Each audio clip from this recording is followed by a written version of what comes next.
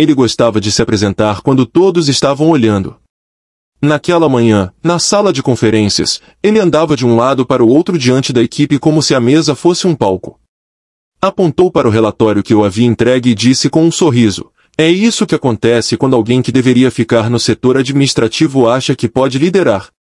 Risadas surgiram ao redor da mesa, hesitantes no começo, depois mais soltas quando perceberam que ele estava se divertindo.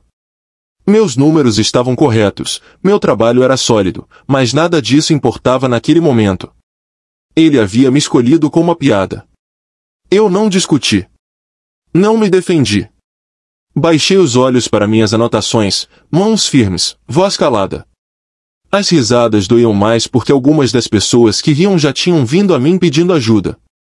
A humilhação queimava, mas a raiva nunca chegou ao meu rosto. Meu nome é Adrian. Tenho 41 anos. Trabalho na Harrison e Cole Logistic há quase 20 anos. Já vi gerentes entrarem e saírem, projetos nascerem e desmoronarem, e tendências que pareciam permanentes desaparecerem em uma estação. O que eu nunca tinha visto, até aquele dia, era meu próprio chefe me reduzir a uma piada diante de pessoas que o admiravam. Deixei a sala voltar ao silêncio antes de erguer os olhos. Ele seguiu em frente rapidamente, como se nada tivesse acontecido, direcionando a conversa de volta para projeções e prazos. Todos o acompanharam. Ninguém ousou interromper o fluxo da reunião reconhecendo que tinham acabado de presenciar. Por dentro, eu repetia suas palavras. Ele queria que eu vacilasse, talvez que me atrapalhasse tentando dar uma explicação. Queria mostrar aos outros que zombar de mim não tinha custo algum. Esse era o jogo dele. Ele se alimentava de controle através da humilhação. Mas o silêncio tem seu próprio peso. Ao não dizer nada, eu me recusei a dar o espetáculo que ele queria. Os outros riram, mas o riso deles já me parecia vazio. Eu sabia que alguns depois se perguntariam por que eu não reagi, mas também sabia a resposta: eu estava esperando. A humilhação deixa marca, mas também aguça a memória. Eu podia lembrar de cada sorriso torto, cada risada, cada olhar de desdém. Ele achava que tinha vencido o momento ao me diminuir diante de todos. O que ele não percebia era que eu não precisava vencer o momento. Eu só precisava resistir a ele. Não fiz cena, não fiz perguntas, não dei sinal algum de revanche. Mas, por dentro, fiz uma promessa a mim mesmo. A risada dele ecoaria, mas o tempo tem o poder de enfraquecer ecos. Eu deixaria que ele continuasse rindo, por enquanto. Um dia, ele descobriria que o silêncio vai mais longe do que a zombaria, e quando esse dia chegasse, eu não precisaria erguer a voz. A reunião terminou, mas a ferroada continuou pelos corredores. As pessoas saíam em pequenos grupos, falando em tons baixos que cessavam quando eu passava. Alguns me olhavam com pena, oferecendo meios sorrisos que apenas aprofundavam a sensação de separação. Outros evitavam completamente o contato visual, andando mais rápido como se o silêncio pudesse apagar a memória das risadas. Alguns ainda exibiam sorrisos discretos, divertidos com o que acreditavam ser apenas uma provocação inofensiva. Para mim, o eco daquilo pesava mais do que qualquer palavra naquela manhã. Voltei para minha mesa em silêncio, deixando o dia seguir como se nada tivesse acontecido. Meu chefe prosperava com a ilusão de controle. Ao fingir não perceber, eu lhe dava exatamente o que ele queria, a aparência de poder. Ele se movia com uma nova confiança, ria mais alto, chamava mais atenção para si, quase embalado pela facilidade de me transformar em exemplo. Não precisava repetir, o sorriso de canto bastava para me lembrar de que ele achava que eu não me recuperaria. No fim da tarde, um colega parou na minha mesa. Michael apoiou-se na divisória, baixando a voz. Adrian, não leve para o coração. Ele faz isso com quem estiver na frente. O melhor é simplesmente deixar passar. Assenti devagar, valorizando a tentativa de conforto. Entendo o que você diz, respondi, mantendo o tom calmo. Mas deixar passar não é o mesmo que esquecer. Michael franziu a testa levemente, como se pesasse minhas palavras, e suspirou. Só não complique mais para você mesmo. Com isso, deixou-me com o meu silêncio. Fiquei ali, revivendo o momento na sala de reuniões. A voz dele, As risadas, a quietude que se seguiu, tudo estava gravado na memória. Meu instinto era reagir, corrigir o rumo, mostrar a todos que meu trabalho falava por si. Mas impulso raramente vence batalhas que valem a pena. Pensei nos anos que havia passado ali, nos projetos que carreguei sozinho, nas noites em claro que ninguém notou, nas crises que resolvi antes mesmo de alguém perceber que existiam. Se sobrevivi àquelas tempestades, poderia sobreviver a esta também. A paciência tornou-se meu alicerce. Sempre que a vontade de responder crescia, eu me lembrava de que a arrogância dele já estava preparando o palco para sua própria queda. Eu não precisava forçar nada. Só precisava me manter firme, deixar que o tempo fizesse o que as palavras jamais fariam. Então, sorri quando as pessoas me evitavam. Respondi e-mails como se nada tivesse mudado. Passei diante de sua sala sem olhar, sem nunca lhe dar o prazer de me ver abalado. Por fora, eu estava sereno. Por dentro, mais afiado do que nunca. Ele achava que silêncio era rendição. Eu sabia melhor. Silêncio era o primeiro passo para deixá-lo acreditar que já tinha vencido. Os dias após a reunião se misturaram em uma rotina de silêncio. Eu fazia meu trabalho, ficava fora dos holofotes e deixava o barulho girar em torno do meu chefe, não de mim. À distância, ficou mais fácil notar o que outros ignoravam. Ele era descuidado com os clientes, confiante demais em promessas que não podia cumprir. Gostava de falar grande nas reuniões, estipulando prazos impossíveis, sorrindo como se o charme pudesse substituir a disciplina. Mas, quando a poeira baixava, a responsabilidade caía sobre pessoas como eu para consertar o que ele tinha quebrado. Eu acompanhei. Não com anotações, não com nada que pudesse ser rastreado até mim, apenas memória aguçada pela paciência.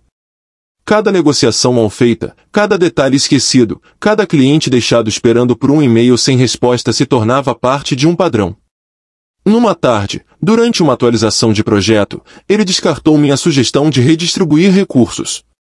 Não precisamos complicar demais as coisas, Adrian.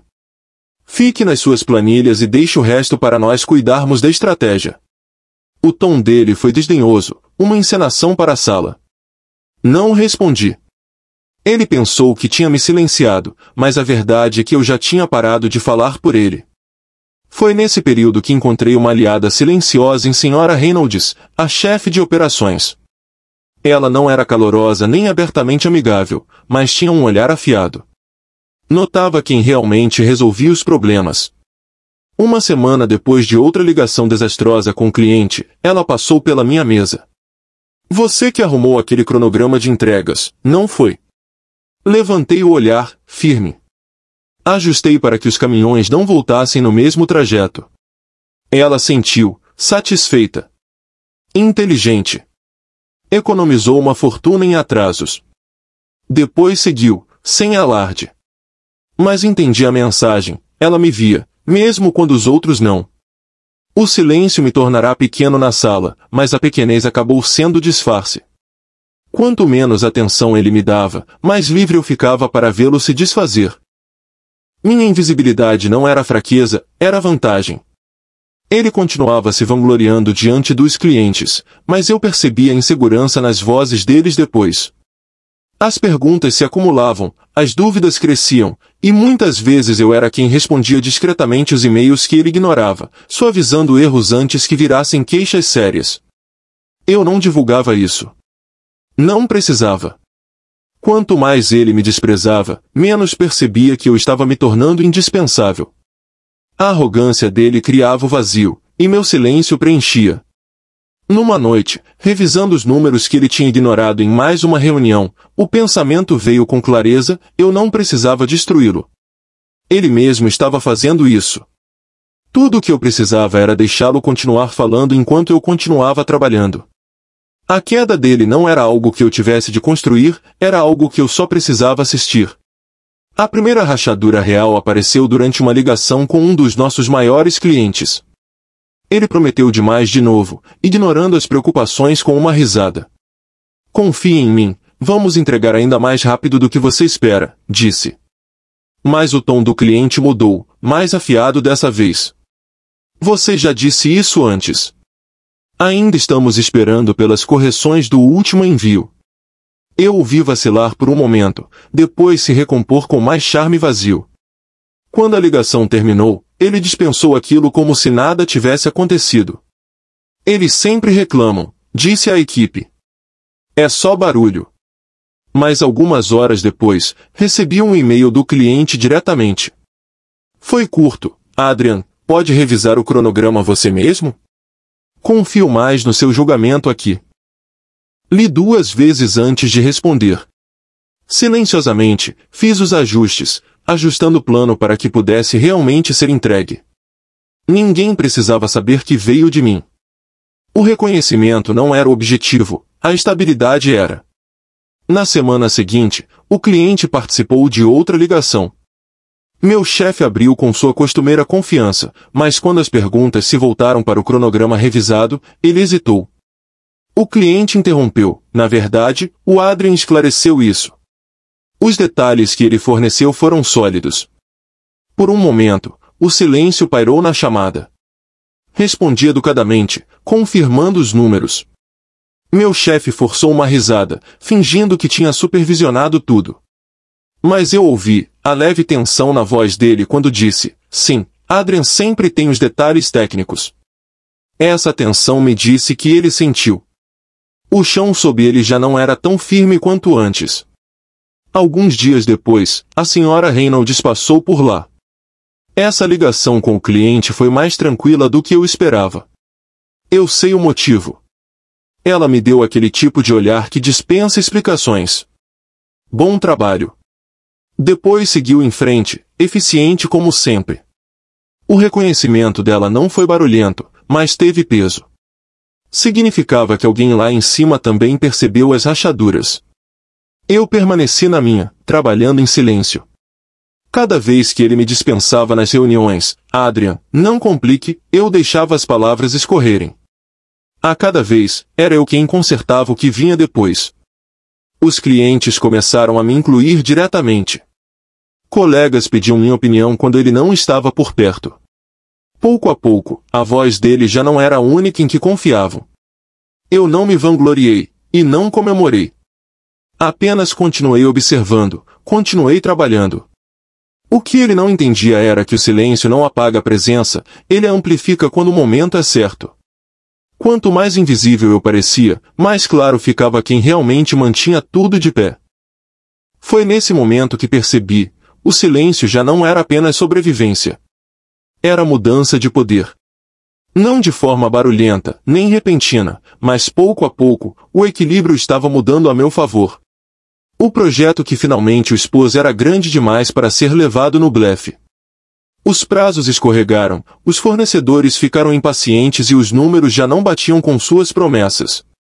Nas reuniões, ele tentava mascarar com mais confiança, mais piadas, mas a tensão aparecia. Sua voz ficava mais ríspida, suas explicações mais frágeis. Quem ouvia já não parecia convencido. Fiquei em silêncio. Quando os relatórios não batiam, eu os ajustava nos bastidores. Quando os envios ameaçavam desmoronar, eu ligava discretamente para os fornecedores, aparando as rachaduras. Nunca anunciei. Nunca exigi crédito. Só garanti que o dano não se espalhasse. Numa tarde, enquanto ele tropeçava em outra atualização, ouvi um sussurro do outro lado da mesa. É ele quem está segurando tudo, alguém disse baixinho. As palavras não eram para mim, mas eu ouvi. E outros também. Não sorri. Nem levantei os olhos. Mas por dentro, o peso mudou.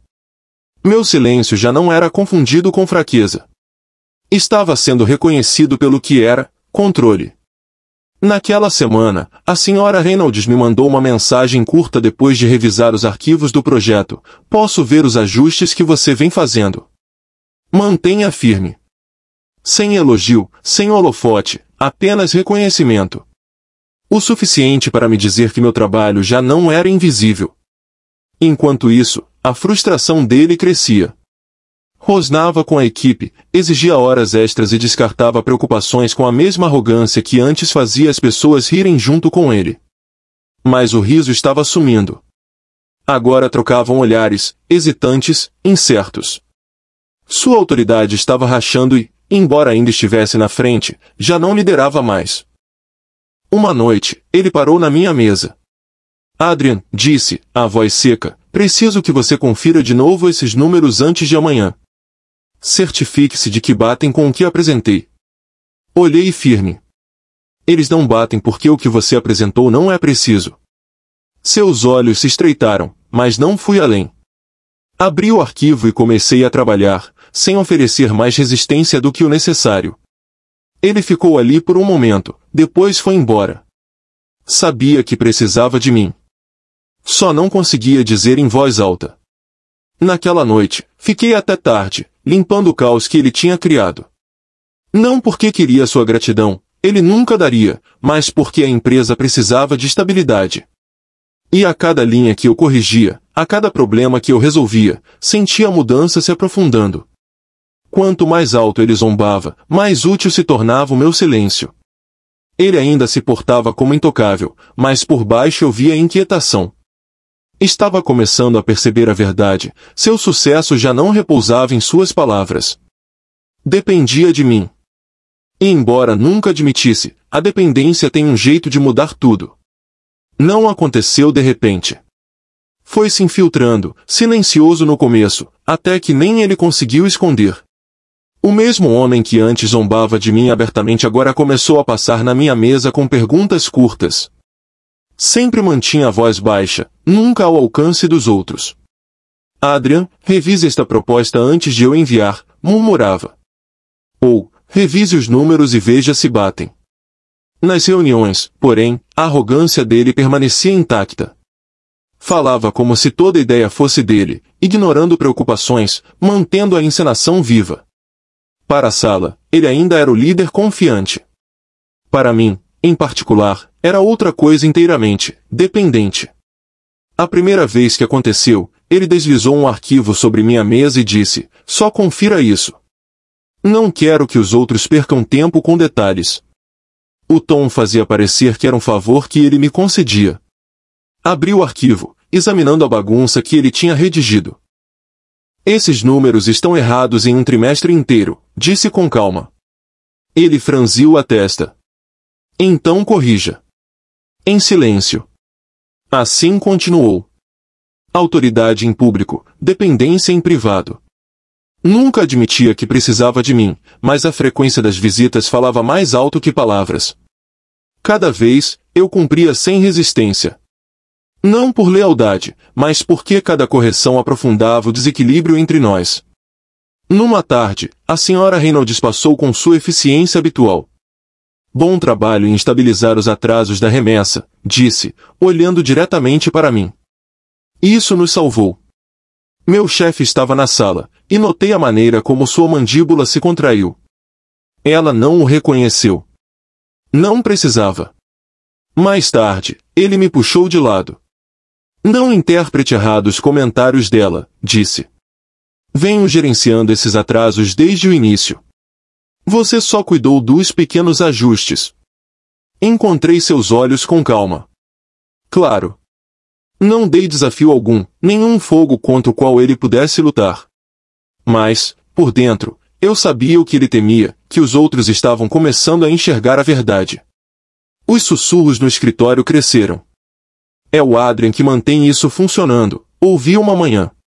Não era alto, mas era constante, crescendo como uma corrente que ele não podia controlar. Já não sentia a dor da humilhação.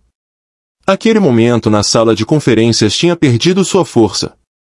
Agora era ele quem carregava o peso da inquietação. Ele precisava de mim mais do que queria admitir, e quanto mais dependia, menor sua autoridade se tornava. Não me vangloriei. Não o lembrei de sua dependência. Simplesmente deixei crescer, sem oposição. Ele tinha construído seu controle na imagem de força. Agora, essa imagem estava sustentada justamente pela pessoa que ele antes ridicularizava. E, nessa mudança silenciosa, percebi, eu já não era o preso. Ele era. A reunião foi convocada para tratar de uma falha de logística, do tipo que normalmente deixava todos em pânico enquanto meu chefe se exibia na cabeceira da mesa.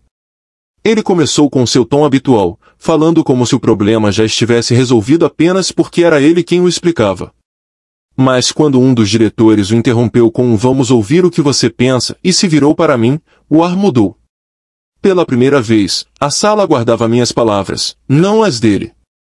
Mantive meu tom equilibrado, sem pressa, sem ânsia de impressionar. Expus a sequência de falhas, em seguida, apresentei os ajustes que poderiam evitar uma repetição. Alguns acenos de cabeça se espalharam pela mesa. Perguntas surgiram, não para ele, mas diretamente para mim. Ele tentou intervir, dizendo, bem, era mais ou menos isso que eu queria dizer, mas sua voz soou forçada, esticada demais. Eu não o contradisse. Não precisei.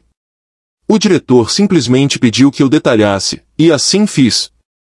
Meus colegas começaram a se dirigir a mim quase naturalmente. Pode nos mostrar de novo a linha do tempo? Perguntou um. Outro se inclinou, dizendo, sua abordagem pode salvar o relacionamento com o fornecedor. Cada troca me colocava mais firmemente no centro, e as tentativas dele de recuperar o foco pareciam menores a cada vez. Quando a reunião terminou, ele bateu na mesa e disse com uma risada forçada, acho que vamos deixar o gênio aqui resolver tudo para nós. Era para soar como zombaria, mas caiu vazio. Ninguém riu com ele. Apenas juntaram suas anotações e se aproximaram de mim com perguntas discretas.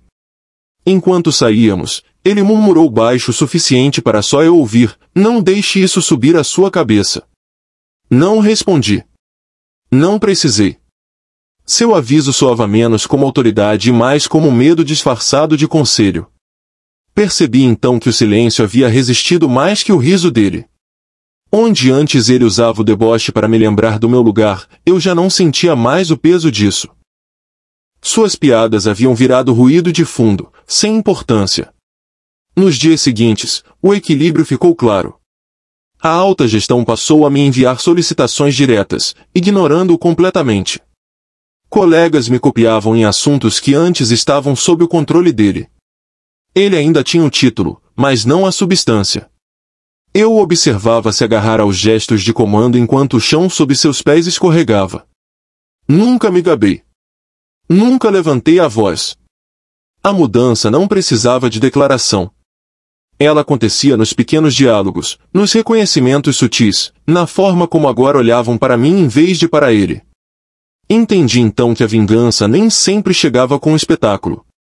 Às vezes ela chegava suave, sem anúncio, até que um dia o equilíbrio já havia mudado, e aquele que se achava intocável se via exposto em silêncio. O anúncio veio no início da semana. Não foi dramático, embora eu percebesse, pela escolha das palavras, que os superiores haviam debatido cada uma delas com cuidado. Oficialmente, era uma reestruturação das responsabilidades de liderança. Na prática, significava que Marcos havia sido destituído da maior parte de sua autoridade. Os projetos que ele antes controlava com palavras duras e zombaria foram entregues a outros. Muitos deles caíram na minha mesa, não por acaso, mas porque eu já os conduzia silenciosamente havia meses.